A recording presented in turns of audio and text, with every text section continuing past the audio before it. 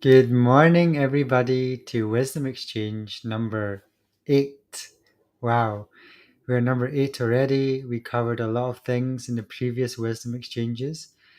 Hope everyone's well. Today we're going to cover about framing, and not framing like someone committed a murder and you're trying to frame someone else, but framing in the sense of conversations, right? Because sometimes, or we spoke about previously, how we can frame our own mindset just when we're going about life and talking about challenges. And I really wanted to also take the time, and something I'm quite interested in is talking about relationships, whether that be a work relationship or a home relationship or a relationship with friends. So, what exactly is this framing about? It's kind of when you're in a conversation, there's essentially like two worlds coming together. There's the world that you're in and the world that the other person's in. And each person has a frame of reference. And so if you ever got like really good friends and they're like teasing you, so you're having a normal conversation and then they'll frame you in a certain way to tease you, right? And then you're almost trying to break out of that frame and frame them in another way. And that's teasing each other. So it might seem a bit weird to talk about framing when you're just having a normal conversation 99% of the time, but you can recognize that in your friends when you're teasing each other. Another part that's frequently known is people trying to like when people have two frames. Traditionally, someone's going to try to dominate the other one, right? To win, to produce, to put their frame onto someone, and how to, you know, impose their frame or way of viewing of the world in front of someone else. That's a traditional concept about framing as well. But we're not going to talk about that today. We're going to talk about more of the point of trying to meet in the middle here. So if somebody traditionally is trying to frame their point of view and they're overpowering, or you're noticing you're overpowering, noticing that you're holding a frame. And where are you coming from? Again, going slow. Where are we coming from? Where is our frame coming from? I'm talking to you. Where's my frame? There's a space in the middle. And then where's your frame listening to this? Do you have any judgments listening to me? Do you have any filters? And do I have any judgments of myself that is causing me to drop my frame? So I want to talk about first about this overpowering piece. So this can occur so it can occur in some conscious occasions where we do want to, when we're pushed right to the edge, let's say, in sort of argumentation, it could be a more abusive setting or a work toxic relationship where we do want to push our frame more than normal. Or it could come from the sense of that traditional where somebody's trying to dominate somebody else, someone's trying to overpower somebody else in a frame. And so humans have developed some psychological concepts instead of fighting, right? Because animals, you'll see fighting for dominance. Now, as humans, we can argue, we can converse, we can debate like in the parliament and stuff, without fighting. So understanding framing in that sort of way, in a controlled debate format. And so, how subtle can we get? So again, overpowering. That's one frame of mind. Sorry, I'm just looking at my phone for my notes. And the other part is not speaking up, right? So we had a super nice conversation during our work development with one of the directors, and she gave a very nice story that it was in a toxic work environment, and they felt they couldn't speak up, and they were asking other people if they couldn't speak up, and they felt, am I alone in this? Nobody has my back. They had to sleep over it, they had to think about it, and then eventually they talked about it, and it cleared so much air, and that person eventually got told off, or got held to account. And then she later asked why other people didn't talk about it.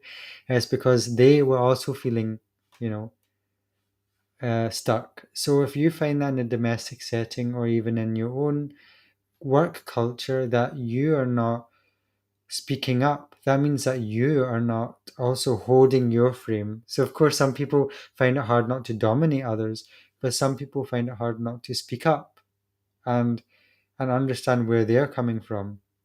And so that was super nice of her to share.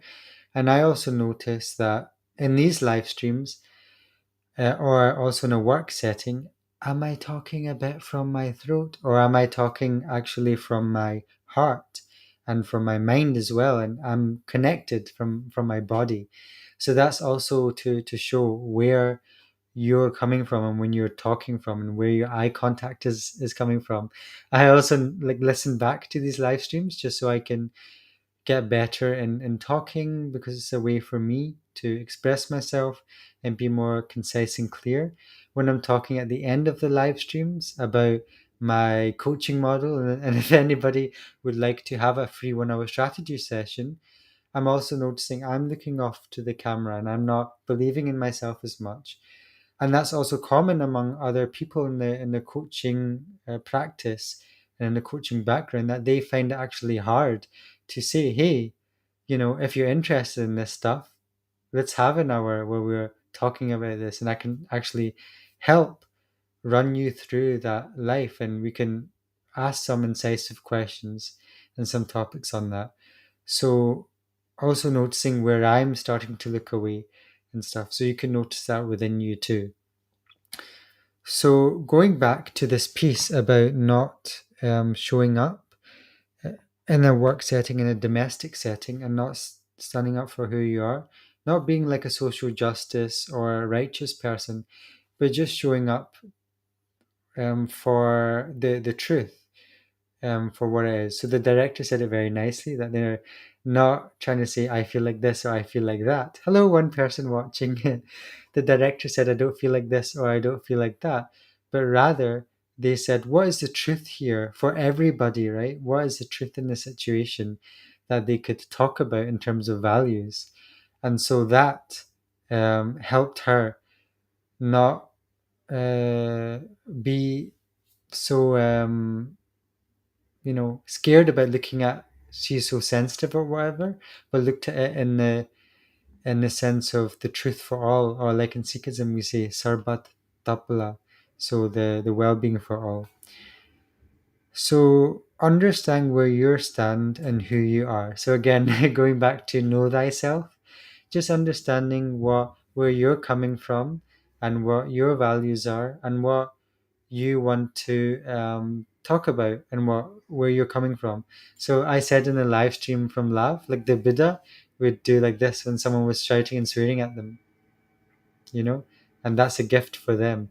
But sometimes when it goes a bit too far, sometimes you do have to draw that sword, or you have to draw that from deep inside, especially if you're not a confrontational person, in a conscious manner, especially if it's something that will be reoccurring in an office setting or again in a domestic setting. So, super important to understand about framing in conversations and knowing what you want as a person and also in the best interest for another. So, like my friend said, she said very nicely, talking to the inner child of others, even if you're shouting or another person's shouting or they're in a more critical state of mind, can you see past that? And can you see past where the other person's hurting? And so can you see yourself in the other? That's a very hard place to get to. But can you see that? And so that also helps with the framing where you're not trying to dominate, but you're trying to hold your frame in the middle. You're trying to get the other person to hold their frame in the middle, and you're trying to seek that common truth. So it's a more practical way of seeing things. And again, authenticity.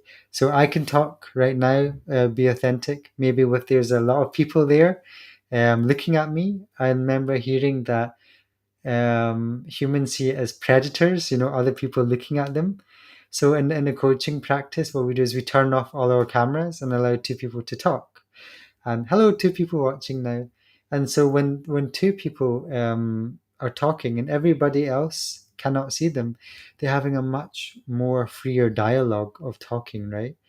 So just being authentic, starting off maybe just talking to yourself. It could be talking to a family or friend and just building up. How can you talk very authentically? How can you talk in a more gentle manner? How can you talk about things you're interested in? um, just in front of people who you feel are supportive. And then maybe if you're young, if you're in your 20s, or if you're in your teens or even 30s, how can you start expanding that into the work setting? How can you start, speaking from a deeper place of sincerity? Because if you're not able to do that in a home environment, then the chances are you're going to find it very difficult to do that in an office environment as well, and maybe deal with some challenging circumstances, whether it be with customers or whether it be with colleagues or whether it be with higher ups. So that's how it goes into play. And you can see how the South Asian dynamics can start to play into that as well. So that was a bit about authenticity. Another person the director felt was not feeling anyone has your back. So again, going into a supportive environment where people do support you, even if they don't agree with you, to reach that common truth and that common peace. And also sometimes, even if not feeling somebody has your back, feeling secure within yourself, feeling secure that you can speak, and that through speaking that way, you're able to achieve an outcome that is worthwhile in your relationship and worthwhile for yourself. Because, like I said in one of the earlier live streams, that speaking from your inner world will have a change on the outer world, and what will let people know what you stand for and maybe what the truth is within them as well. So, and that also goes to the fear aspect. If you've seen one of my YouTube shorts, it's about going within, meeting that place that you might find a bit fearful, whether that be speaking up, whether that be expressing emotion or a thought, and going there and putting your vulnerability on the table, because the ego doesn't like that. The ego likes to be safe. And just to be clear, the ego means attention, our attention caught up in a thought or emotion pattern. And so it wants to feel very safe. And so when we have a thought and emotion pattern in the subconscious, if you've seen my recent video, it obviously doesn't want to come to the conscious. It's quite happy operating there. So sometimes we have to do a lot of work just to place it there and shine that light on that thought pattern or that emotional pattern. And that requires vulnerability. And so people who are vulnerable, that's why we look up to them in the, whether they be celebrities or whether they be politicians, because that vulnerability requires a degree of fearlessness. And that's what shows bravery and courage. And that ends up, having a lot of fruitful change.